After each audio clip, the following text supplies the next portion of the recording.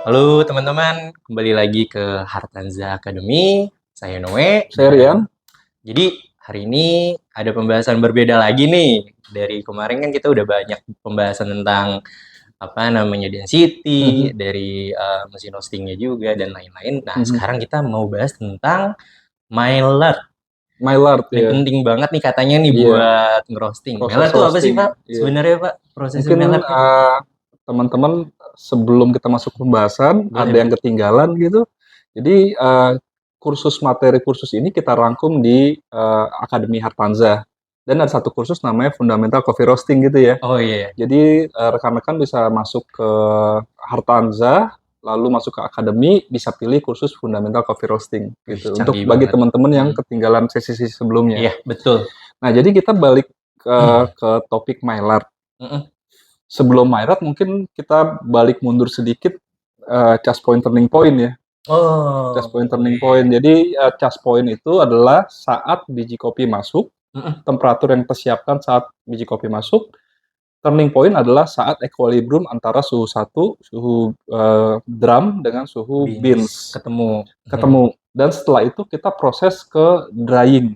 Oke. Proses selanjutnya drying. Jadi grafik sedikit naik, itulah drying. Drying itu ada endotermis. Endotermis itu adalah biji kopi itu dia menyerap. Kita udah bahas apa Oke.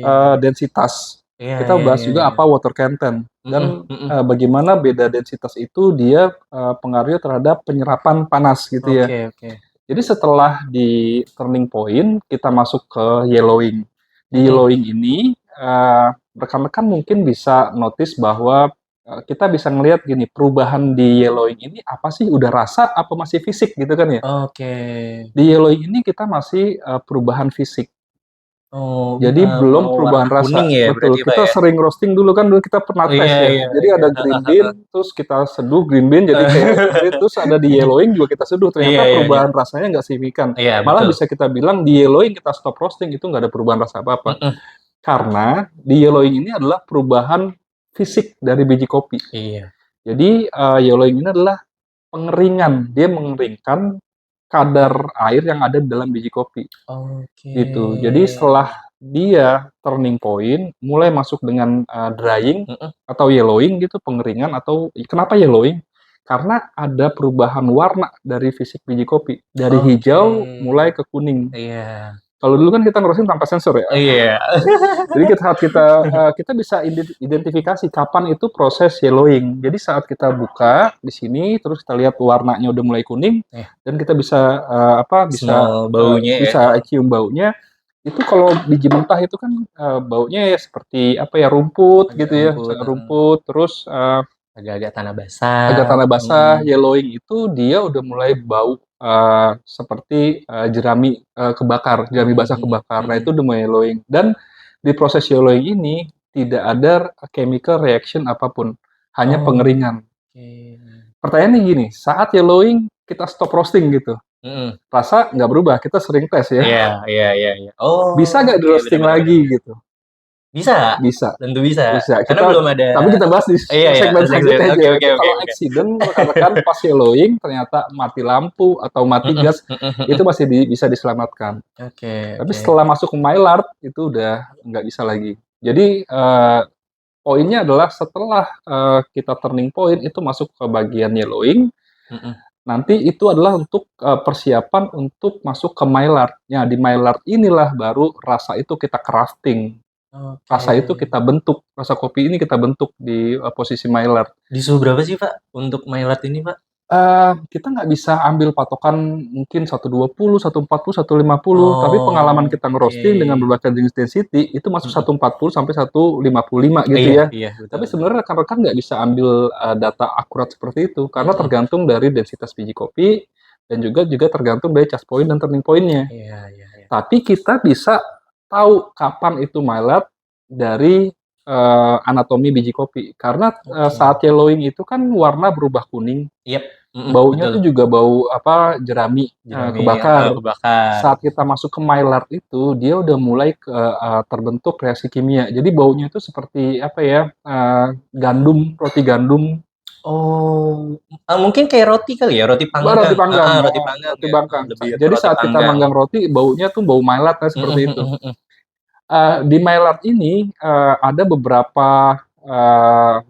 flavor, Mhm mhm. rasa, body yang bisa kita crafting sebenarnya bukan flavor itu. Jadi di Maillard ini semakin panjang, Oke umumnya oke. kita bisa ciptakan kopi yang semakin manis. Sweetness bisa contoh Mmm, gini ya, Maillard saat kita yellowing selesai, kita mau mhm masuk Maillard, mhm proses Maillard ini kita panjangin mhm. waktunya gitu. Umumnya kopi itu akan cenderung lebih manis. Oke. Tapi kalau kita pampatkan waktunya itu Dipercepat nih? Heeh. dipercepat, umumnya itu bodinya sedikit lebih tebal Oh oh, oke. Oh, gitu. di Maillard Di ya, Maillard. di Maillard. Sebenarnya standarnya untuk Maillard sendiri tuh waktunya berapa sih, Pak? Kan soalnya kita kalau misalnya fast roast kan cepet banget ya.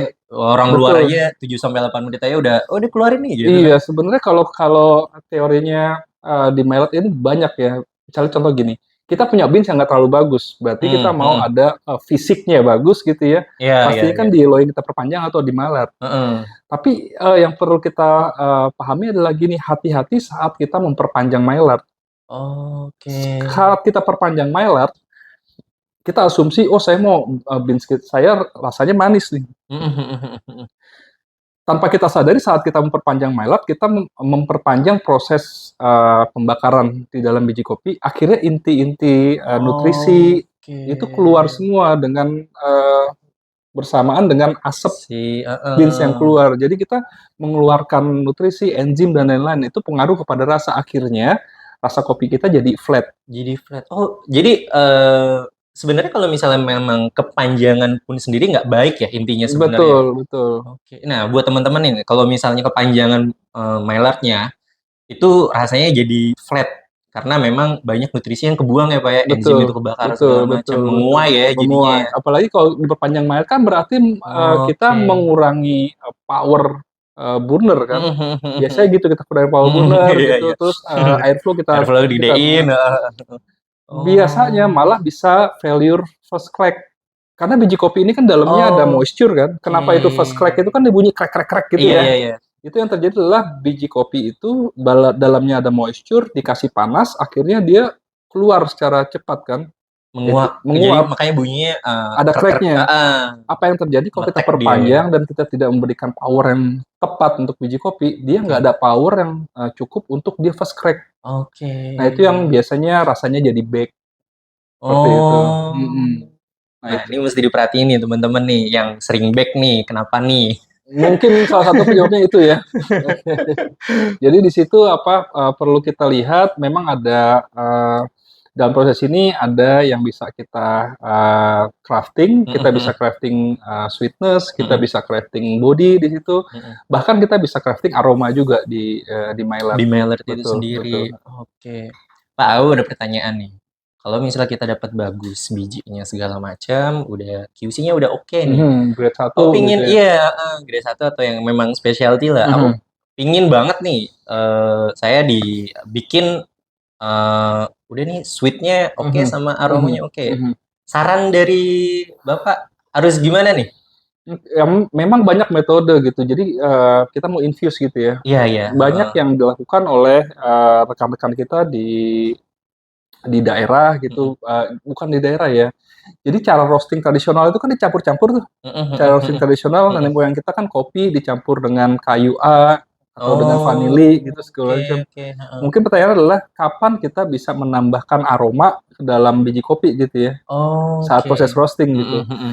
Yang paling bagus adalah gini, karena di proses Maillard dari turning point, yellowing ke Maillard itu kan Mhm. dia endothermic. Jadi dia sedot panas, Oke. dia sedot Narik panas, ya si biji narik biji kopinya. kopi Heeh narik. heeh Nah di heeh. situ kita bisa manfaatkan dengan memberikan aroma tertentu di dalamnya. Mungkin Oh, aroma-aroma yang natural seperti kapulaga, oke. cengkeh, terus apa vanili itu Oke. metode-metode tradisional dan rasanya juga enak loh. Ya mungkin Oke. ada beberapa rekan-rekan yang bilang itu tidak diperbolehkan gitu Cheating kan, ya, bilangnya cheating cheating gitu ya, ya tapi memang sebenarnya. Cuman dalam teorinya itu bisa dilakukan. oh, Dan boleh ya. boleh nggak boleh tergantung ya, Oke tapi oke dalam oke. teorinya itu bisa dilakukan dengan memanfaatkan endotermis dari biji kopi itu. Gitu. Oke. Jadi teman-teman kalau misalnya ada biji yang pingin Tapi nyoba. kita harus jujur saat kita menjual. Oh iya, benar-benar. Harus note-nya harus dikasih Harus tahu sama caranya Jadi juga. ingredients-nya kita harus kasih tahu. Jadi Iya, gitu. Mungkin di situ. teman-teman mungkin ada yang mau nanya di sini mungkin. Oh iya, Berarti kalau semakin pendek mailernya, kita rasio kopi berarti semakin banyak. Nah, tuh gimana tuh Pak? Betul sekali. Jadi kenapa seperti itu? Karena kita tidak mempersilahkan enzim-enzim ini pergi Keluar. gitu. Oke. Jadi kita trap di waktu roasting yang tepat. Ini pertanyaan bagus sekali. Karena itu banyak kita lihat kurva roasting pemenang Lomba ya, lomba lomba itu roasting. pastinya dia ambil fast roast gitu. Oke. Seperti itu. Itu pertanyaan yang bagus. Thank you. Ada lagi? Terima kasih. Oke lah kalau gitu. Nih, wah daging semua nih Pak nih. Aduh, Semoga ini pelan-pelan dulu pelan-pelan nih ya. kayak nih Semoga. belajarnya. Oke. Jadi kalau misalnya ada nggak sih teman-teman kalau misalnya online yang bisa komen di kita gitu mau ngajuin pertanyaan segala macam. Silakan. Kita bukan saintis ya. Jadi kita explore berdasarkan pengalaman dan juga data-data dari computerized yang kita pernah kerjakan, dan kita punya library hasil roasting yang banyak, tapi kita bukan saintis. Jadi kalau rekan-rekan ada yang saintis, dia bisa tahu kapan mungkin ya gula itu turunnya kapan, temperaturnya kapan, dari sukrosa ke fruktosa kapan, segala macam bisa info ke kita, dan juga bisa kita invite menjadi instruktur di kursus kita ini untuk menambah-nambah ilmu yang akan kita berikan ke rekan-rekan yang lain. Wih, keren banget dong ya akademi Semoga ini ya. bisa rekan-rekan yang punya ilmu silakan gabung ke kita ya. Nah, dengerin Wanted nih yang punya ilmu jangan disimpan sendiri, boleh dibagi-bagi nih Pak ya. Oke, mungkin cukup ya Pak cukup untuk hari ini. Nanti first crack mungkin Mas Kristo akan bantu untuk menjelaskan. Oke, thank you. Makasih Bapak. Thank you.